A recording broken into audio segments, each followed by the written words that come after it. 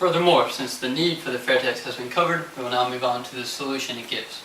If the flat tax looked like a failure, then the fair tax is going to look like a lifesaver.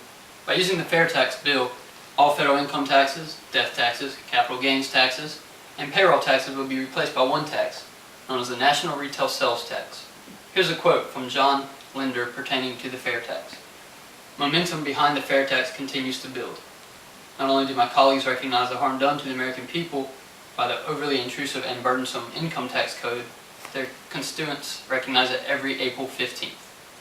His fair tax idea has gained support throughout the House of Representatives, holding 21 co-sponsors who represent people all across the nation. By deciding to use the fair tax over flat tax, the economy of America would grow stronger. The replacement of all current federal taxes by the fair tax would result in a 23% tax on the final sale of all goods and services, meaning exports and business inputs would not be taxed. Citizens would never have to file a tax return either. Businesses would only deal with sales tax returns, and the IRS, along with their 20,000-page regulations, would be abolished. Under the fair tax, no federal taxes would be withheld from employees' paychecks. Social Security and Medicare would be funded by sales tax revenues. Along with even more ways, the economy would grow even stronger. Does this not sound like a good idea? According to John Linder, the fair tax would be implemented as an inclusive tax. Included in this would be the tax in the retail price, not added on at the time of checkout. An item on a shelf, such as a bike costing $60, would cost $60 total whenever you bought it. On the receipt of purchase, the tax would be 23% of the total. Linder states that the fair tax is shown as a 23% tax rate for easy comparison to income tax rates.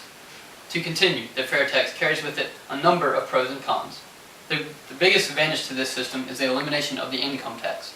The IRS will not be needed any longer, so accountants can turn to more useful work, and a big upside is that a person will pay taxes at time of purchase, making it harder for him or her to mess up on his own taxes.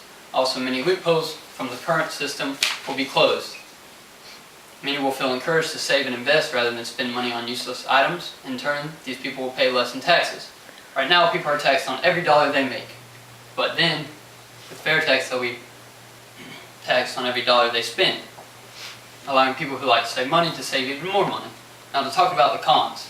Though there has never been an implementation of the fair tax system, the underlying problems associated with it can still be seen.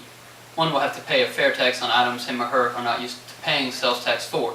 Buying a house, credit cards, doctor bills, utilities, even rent. This being called consumption, a $300,000 house might instead be $380,000 after the taxes. Even minor situation or rent that costs $300 may now cost $500. This is something that would take time to get used to. Also, there are industries that support the current tax system, so changing this system will cause many people to lose their jobs. Many industries will go bankrupt. This may sound quite awful at the time, but in the long run, it will be well worth such cons to allow the pros to exist. Another question that arises is whether or not this solution is feasible. This question boggles the minds of thousands and creates discussions that never end. From one side, the taxation process would be tremendously simplified and wealthy people and corporations would pay a greater share of taxes. Yet on the other side, the public would need to be re-educated to understand the change in taxes. Most people don't like change and would be extremely upset with being denied their usual tax deductions. Pretty sure we all can think about that ourselves and wonder how we would feel. The best way to handle this situation would be to slowly feed the fair tax into action over many years. The plus side is that the fair tax is continually gaining support.